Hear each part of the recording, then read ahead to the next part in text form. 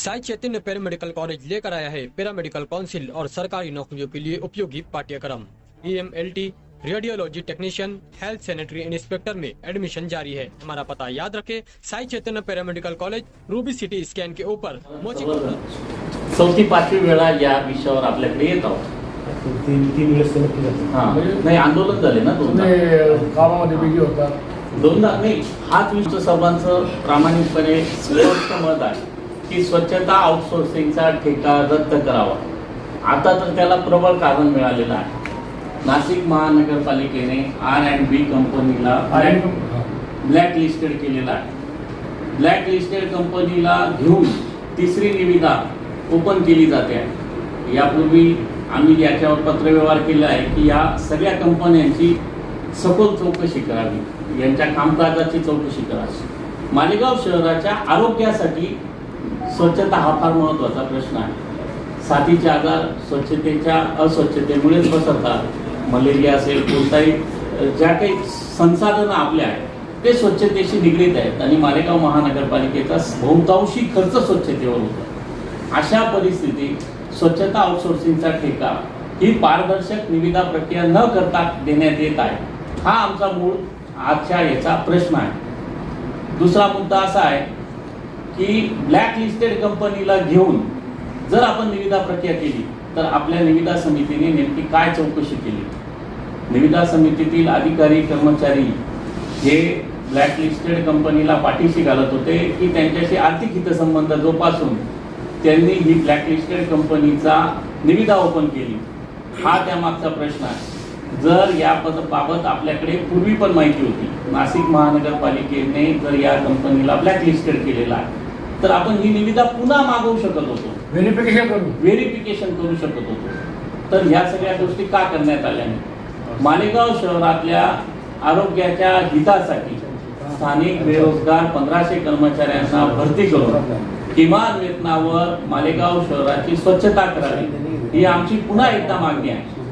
आणि गेल्या 10 वर्षात स्वच्छता आउटसोर्सिंगच्या नावाखाली असेल, मजूर पुरवण्याच्या ठेक्याच्या नावाखाली असेल, मलेरियाच्या औषध खरेदीच्या नावाखाली असेल, ट्रॅक्टर खरेदीच्या नावाखाली असेल किंवा स्वच्छतेसाठी आवश्यक असलेली जी काही संसाधनं असतील ती काही खरेदीच्या नावाखाली असेल, 10 वर्षात मालेगाव महानगरपालिकेने स्वच्छतेवर प्रतिवर्षी जो काही खर्च केला ते खर्च आणि त्याचा आउटपुट याची एक श्वेतपत्रिका मालेगाव शहरापुढे आली पाहिजे। कारण की स्वच्छतेच्या नावावर करोडो रुपये दरवर्षी खर्च होता, पण मालेगाव शहर स्वच्छतेचा जो बोजबारा उडालेला आहे तो दरवर्षी वाढतच चाललेला आहे। कुठेही पायपोस नाही। मालदा डेपोवर गेल्यानंतर प्रचंड मोठ्या प्रमाणावर आता कचऱ्याचे ढीग दिसायला लागले। 11 वर्ष हरित लवादाने कलीम भाईंच्या याचिकेवर आदेश देऊन सुद्धा अजून तिथे कारवाई होत नाही। बायो मायनिंगचे करोडो रुपयाचे ठेके गेले, खत निर्मिती झाली, ते विकलं गेलं का नाही याचं पण काही समजत नाही। म्हणजे ही महापालिका आंधळं दडतंय, कुत्रपीठ खालतंय अशा पद्धतीने चालली आहे। राजकीय दबावात राजकीय नेत्यांना आर्थिक रसद पुरवण्यासाठी या महापालिकेतून हे ठेके दिले जात आहेत का, हा आमचा प्रश्न आहे। सर्वसामान्य मालेगावकर नागरिक मोठ्या प्रमाणावर महापालिकेला संशयाच्या नजरेत बघतात। गेल्या अनेक महिन्यांपासून अँटी करप्शनच्या कारवायांमुळे महापालिका प्रचंड बदनाम झाली आहे। या शहराची प्रतिमा सुधारण्यासाठी कमीत कमी हा ठेका रद्द होणं अत्यंत आवश्यक आहे। आणि हा ठेका रद्द करत असताना मला वाटतं निविदा समितीतले अधिकारी असतील ज्यांच्यावर ह्या निविदा काढण्याची जबाबदारी होती त्यांच्या देखील चौकशा झाल्या पाहिजे। गेल्या अनेक वर्षापासून स्वच्छतेच्या संबंधित जे काही वरिष्ठ अधिकारी आहेत यांच्या बदल्याच झाल्या नाही। त्या बदल्या का केल्या गेल्या नाही हे पण काही समजत नाही। या सगळ्या गोष्टी ज्या आहेत या संशयास्पद आहेत। दिग्विजय मजूर सोसायटीच्या संदर्भात तत्कालीन आयुक्तांनी चौकशी चालू केली गेली होती, ती चौकशी कुठे गेली, त्याचं काय झालं हे पण काही समजत नाही। या सगळ्या ज्या गोष्टी आहेत ना या संशयास्पद आहेत आणि त्याच्यामुळे मालेगाव महानगरपालिकेच्या ॲडमिनिस्ट्रेशन मध्ये आपण गेल्या काही महिन्यांपूर्वी अनेक बदल्यांचा सिलसिला केला, पण स्वच्छतेला आपण हात घातला नाही। का घातला नाही हे पण आम्हाला काही लक्षात आलं नाही। जर असं काही असेल ज्या प्रकरणांमुळे शहराची प्रतिमा खराब होते, शहर अस्वच्छ होत आहे. ज्यांच्याकडे ऍडमिनिस्ट्रेशनची जबाबदारी आहे ते सांगतात की आम्ही शहर स्वच्छ करू शकत नाही. मग अशा अनलायबल अधिकाऱ्यांना आपण इथे ठेवतो का, हा पण आमचा प्रश्न आहे. आता प्रमुख मागणी हीच आहे की जी कंपनी नाशिक महानगरपालिकेने ब्लॅकलिस्टेड केली आहे त्या कंपनीची निविदा विचारात घेऊन निविदा प्रक्रिया पुढे करू नये. ही संपूर्ण निविदा प्रक्रिया रद्द करावी. कोणत्याही कंपनीला मुदतवाढ देऊ नये आणि मालेगाव महानगरपालिकेने स्थानिक बेरोजगार 1500 कर्मचाऱ्यांना भरती करून किमान वेतनावर त्यांच्याकडनं शहर स्वच्छतेचं काम करून घ्यावं. ही पुन्हा एकदा आम्ही आपल्याकडे विनंती करत आहोत. आउटसोर्सिंग करावं म्हणून शासनाने सांगितलंय. अहो का आउटसोर्सिंगची आवश्यकता का भासली? म्हणजे स्वच्छ भारत मिशनचं जे अहो, साहेब, तुमच्या म्हणण्याप्रमाणे त्याला निधी उपलब्ध करून दिलाय बरं जाऊ द्या. तुमच्या म्हणण्यावरती मी बोलतो.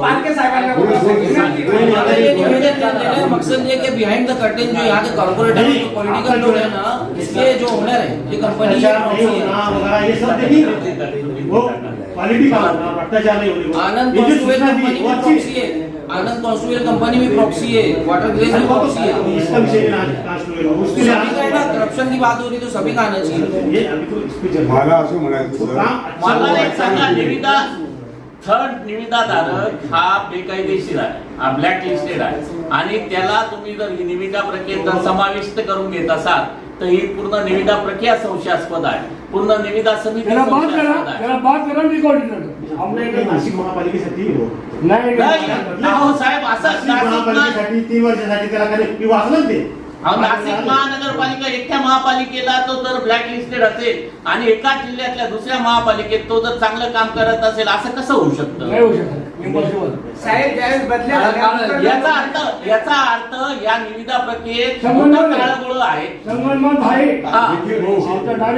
इस कंपनी वाला मालेगांव के किसी लोग के अकाउंट में पैसे डालता है, आपको मालूम है 17,000 मिल गए. छोटी चोरी कर ली है.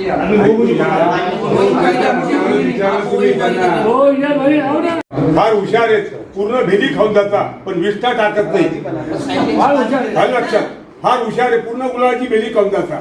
नंतर आम्ही पाहतो भेली कुठे गेली. अरे वेळ निघून गेल्या त्याच्यावर कारवाई होईल. हे सांगितलं की आम्ही निष्क्रिय आहोत. आम्ही शहर स्वच्छता करू शकत नाही. आम्ही ठेकेदाराच्या अधीन गेलेलो आहोत. आम्ही ठेकेदाराचे पाय पडतो. हे तुमचे वाक्य आहेत, आमचे नाही.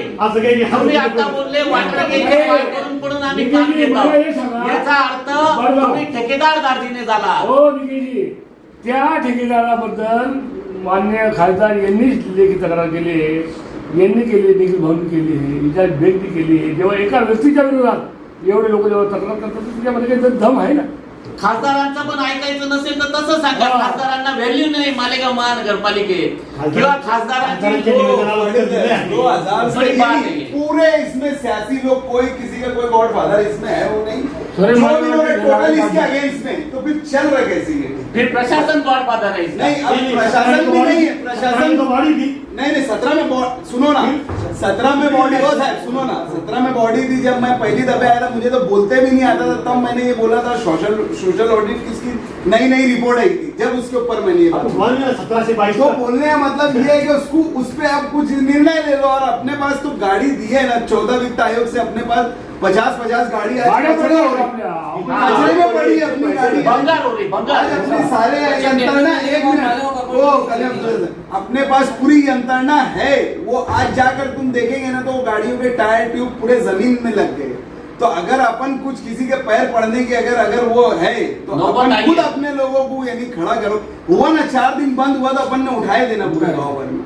थोड़ी सी और यंत्रणा बढ़ा लेने का. अगर तुम 1 साल का इनका ऑडिट करेंगे बिल की शक्ल में, अगर अपन बिल की शक्ल में इनका ऑडिट करेंगे और हिसाब जोड़ेंगे तो अपन अब आउटसोर्सिंग पे अपन लेबर लेकर और अपने पास जो यंत्रणा है उससे काम कराएंगे ना. तो मेरा ऐसा मानना है कि तुम्हारा पैसा अगर 1 करोड़ रुपया इस पे सालाना खर्चा हो रहा ना तो इसके अंदर तुम्हारा 85 ही लाख खर्चा होगा. मैं दावे से बोल रहा हूँ कि अपने पास उतनी गाड़ियां हैं साहब. दिया गया था तो गाड़ियाँ क्यों खरीदी गई थी? और अभी ये 15 वित्त आयोग से गवर्नमेंट की तरफ से ही है गाड़ी अपने. ये अपन ने नहीं खरीदी, ये आई है तो अपन उसका यूटिलाइज ही नहीं कर पा रहे क्योंकि अपने पास उसका कोई हेड ही नहीं है डीजल लाने. वो अपना गाड़ी तो वो बंद करो ना. अपन वो सब बंद करवा जो अपन इनको पैसा दे रहे वो उसका यूटिलाइज इसके अंदर डीजल किसके ऊपर बुद्धि पे उड़ा मारता? अरे ये नहीं सर, नहीं ऐसा कहीं हो क्या? सुनो एक मिनट बोलो मुझे बहुत ज्यादा इसका नहीं मालूम। खोल चौकशी महापालिकेच्या निविदा समितीच्या आयुक्तांसहित मी तुमच्याकडे पण बोलतो आहोत, आयुक्तांसहित आतापर्यंत 7-8 महिन्यात जेव्हापासून टेंडर काढण्याच्या प्रोसेस सुरू झाली आहे त्याच्या अगोदर पासूनच्या आतापर्यंतच्या सगळ्यांची एसीबीची चौकशी झाली पाहिजे। कारण हा सगळा जो विषय आहे हा फार मोठ्या भ्रष्टाचाराला जन्म देणारा विषय आहे। भ्रष्टाचार काय झाला याच्यामध्ये? याच्यात प्रचंड भ्रष्टाचार आहे। काय झालं? सर बेमानी म्हणजे भ्रष्टाचार नाही वाटत तुम्हाला? तो एकच ट्रॅक्टर 10 वेळा फिरवतो। नाही, मागचं सोडून द्या. नाही, असं नाही, मागचं असं चालू आहे चालू आहे हे वाटेचा लोक आहेत ते लोक इथे इथे चालू आहे तुमच्या ज्या मागण्या आहे ना कर्मचारी कसं काय तुम्ही म्हणता? शासन केलं पाहिजे. चालू आहे तुमचा तो एक विचार चाललाय. एकही ट्रॅक्टर 10 वर्षांमध्ये जातात हा भ्रष्टाचार नाही का? तुम्ही म्हणताना श्वेतपत्रिका ते पण मागणी असते. श्वेतपत्रिका पण काढली पाहिजे. श्वेतपत्रिका काढू आणि निखिलजी महापालिकेने जो खर्च करून जो काटा आहे ना तो बंद करून ठेवा। काटा बंद करो, वजन से देना बंद करो। काटा तो नहीं काटा नहीं लाएंगे ना। नहीं नहीं आपका तो क्या होता है एक ट्रैक्टर को बार से जो बोल रहे ना बार वही घुमा के उसमें दगा डाल के वजन कर। महत्वाचा विषय असा आहे वजन की शेती मालेगाव शहराची आरोग्य व्यवस्था मालेगाव शहराच्या स्वच्छतेला किती वेळा त्यांनी ब्लॅकमेल केलं? तुम्ही 10 वर्षाचा इतिहास बघा। परत का एका ठेकेदाराला नियुक्तीचा तुमचा आग्रह आहे? तुम्ही राजकीय दबावात काम करता आहात का? आता तुमच्याकडे बोलायला पाहिजे पण ब्लॅक लिस्टिंगची कारवाई चालू आहे। मला एक नाही तो विषय वॉटर ग्रेडच्या विषयावर तुम्ही ब्लॅक लिस्टची कारवाई कराल नाही कराल तो नंतर जावा। पहिला मुद्दा असा की गेल्या 10 वर्षात त्या ठेकेदाराने महापालिकेला किती वेळा वेटीस धरलं? त्याने किती वेळा आता मला सांगा त्याने ते केलं 10 वर्षात तेच पुरा तुम्हाला करायचं आहे का? परत त्या हे जे ठेकेदार आहेत काय 10 महिन्यापासून त्याची ब्लॅकलिस्ट करू ना आपण। हे ठेकेदार महापालिकेला वारंवार या पद्धतीने ब्लॅकमेल करतात, वारंवार वेटीस धरतात आणि शहराची आरोग्य व्यवस्था धोक्यात घालतात आणि या सगळ्या परिस्थितीत यांच्यावर नियंत्रण आपलं राहत नाही। आपण फक्त यांना फाईट मारू शकतो। यांच्यावर जर नियंत्रण हवं असेल शहर स्वच्छता आल्यापासून किती वेळा मुदतवाढ दिली यांना? तुम्ही आल्यापासून का दिली मुदतवाढ?